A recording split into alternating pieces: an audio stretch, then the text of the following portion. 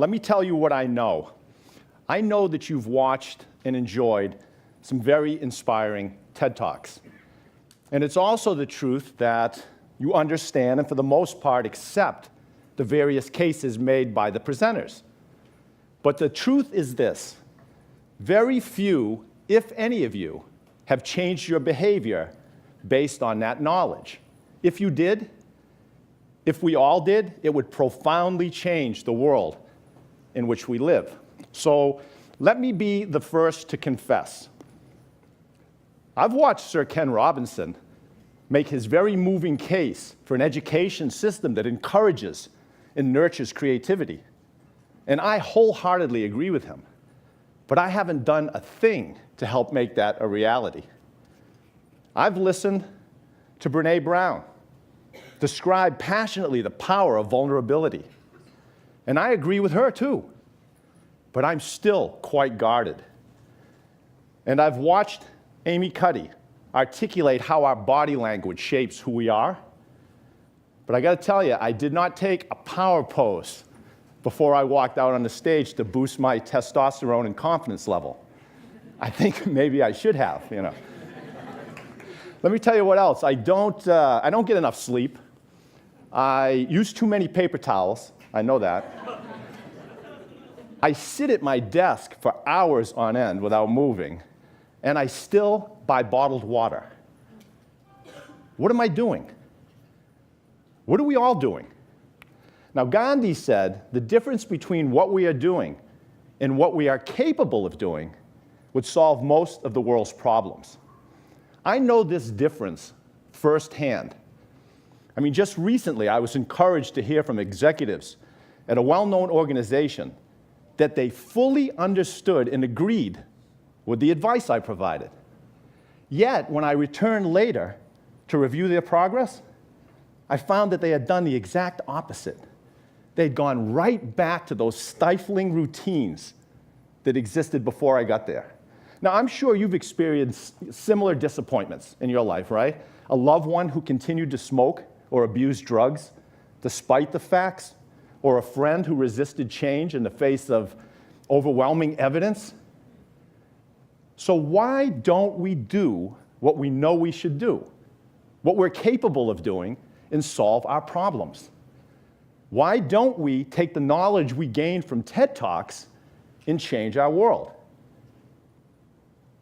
What's wrong with us? You see, to me, there seems to be a disconnect between what we watch, read, and hear, let's call it the data input, and our subsequent actions, the behavioral output. What's wrong? Are we all broken computers? Is that what the problem is? You see, I don't think so. I think it's that metaphor that's broken. It's a faulty metaphor that the brain is a computer. It's not. Computers are lifeless machines which deal in facts. They execute static programs. Then they don't care, machines don't care, computers don't care about their perceptions, their changing desires, whether they look good to themselves or to others.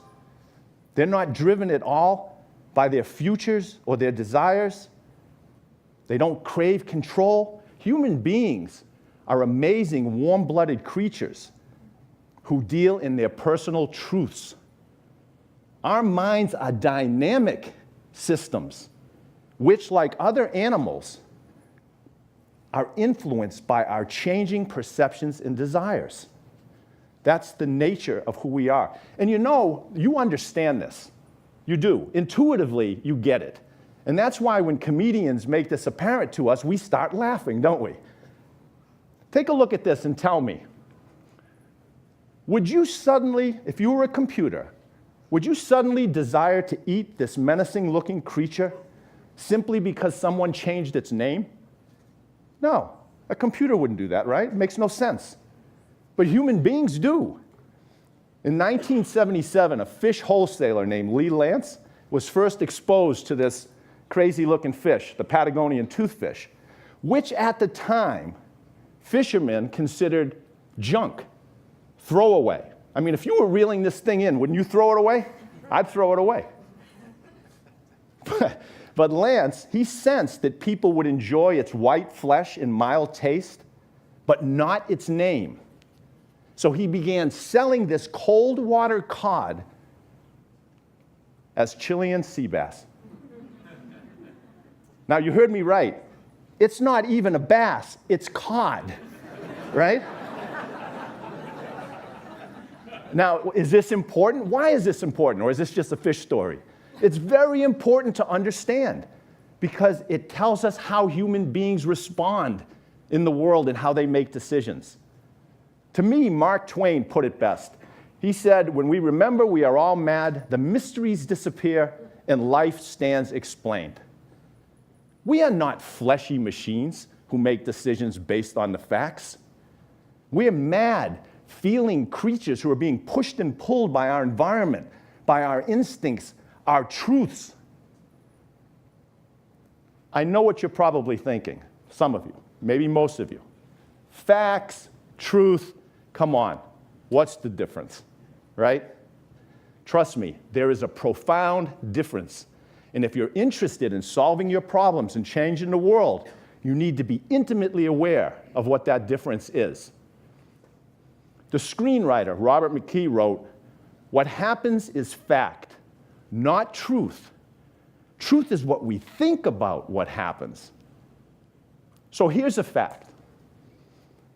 You and I are outgrowths of a huge living sphere that's rocketing through space right now faster than a bullet shot out of a gun around another ball of fire. That is a fact, but it is not your truth. You see, if it was your truth, if you defined yourself as the world rather than this little short-term passenger on it, it would profoundly affect how you live your life. Now listen, certainly we make decisions based on facts. Let's end that debate right now, right? Like the price of a cup of coffee, which I just read is going up. So go get your coffee now. But we only do that if those facts support our personal truths, and primarily these three. Aesthetics, the look and feel of what we perceive. Control, whether we believe we have control over what we perceive. And identity, how the choices of what we perceive will affect our futures, especially the evolving story of who we think we are and who we want to become. Aesthetics, control, identity. So let's start with aesthetics, because in our environment, that's where we usually start, right? What draws us into anything new. So aesthetics is simply our desire for sensory pleasure and stimulation. The look, feel, taste, and engagement of stimuli in our environment. We're drawn to beautiful, fun, and entertaining objects and experiences like an iPhone or the latest blockbuster film. But here's the thing. Like a field exploding with flowers, there's always a new, colorful, enticing thing popping into our view.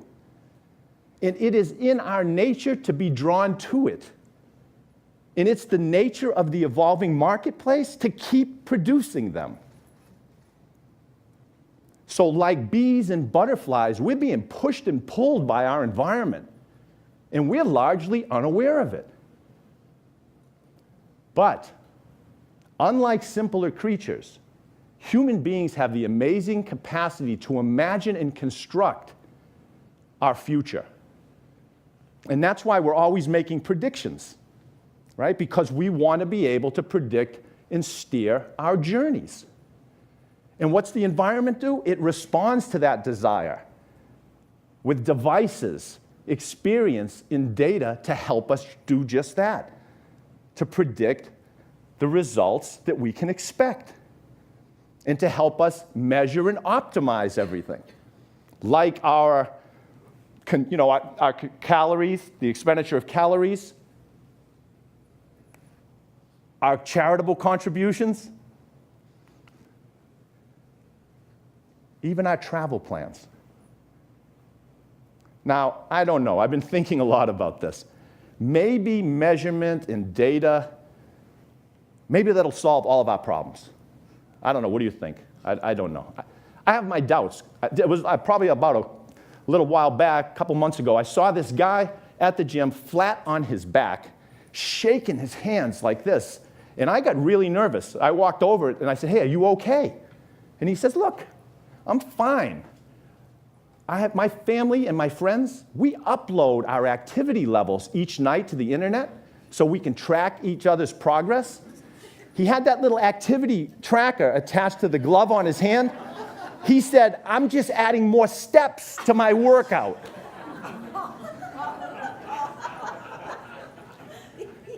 This is true. Because why? Because he cared about his story, the story about him and what other people thought. See, Mark Twain and all the other humorists, they had it exactly right. We are all nuts people. And once we understand that, everything starts to make sense. Now listen, just as our tastes change and evolve, our sense of control waxes and wanes. It's like traveling or any personal or professional relationship, right? Sometimes we're behind the wheel, we're in control, and at other times, we're passengers on someone else's trip. So a sense of control is important in that it helps us feel engaged, empowered, but it's not enough to prevent us from jumping off to a different vehicle. So what is? What keeps us interested, engaged, even zealous? You know what your mind's telling you does that? I know. It's that faulty metaphor kicking in again. That dangerous thought that says, I know what it is. It's information. If we can just get more data up there and do it in an engaging and persuasive way, that will keep people invested, passionate. But we've already learned that's not true, because our brains are not those types of machines that make decisions based on facts. So what is it? What does it? It's not information. Information doesn't move us. Desire moves us. And desire is ignited and grows around our most potent personal truth, our identity. The stories we tell ourselves about ourselves. Who we think we are is why we do what we do.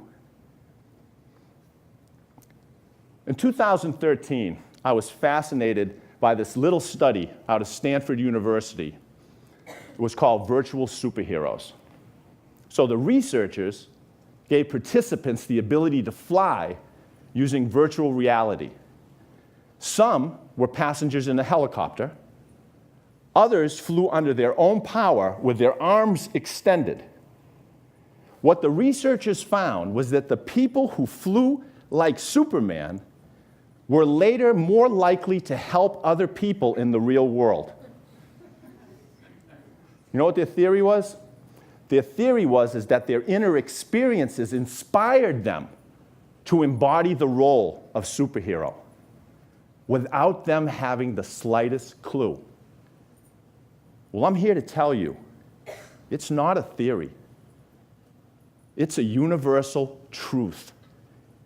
We embody our roles, our values, our stories.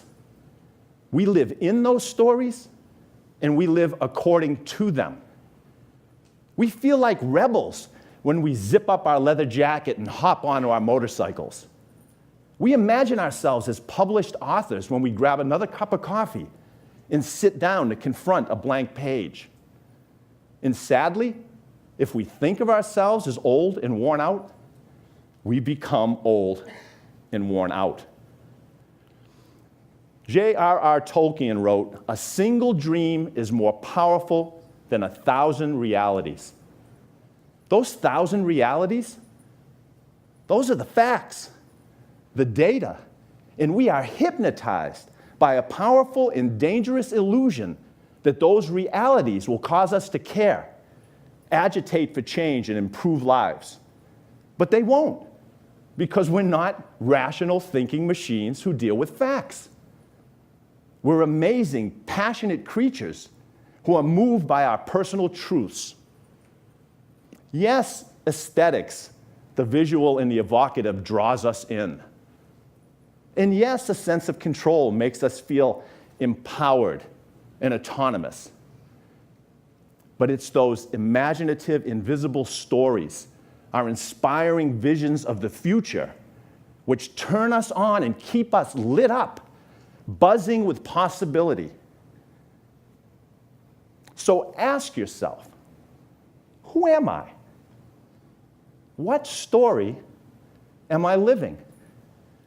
Because it's our identity, it's our personal narratives that move us to change the world and to improve our lives and the lives of others. Thank you. Thank you very much. Thank you. Thank you. Thanks.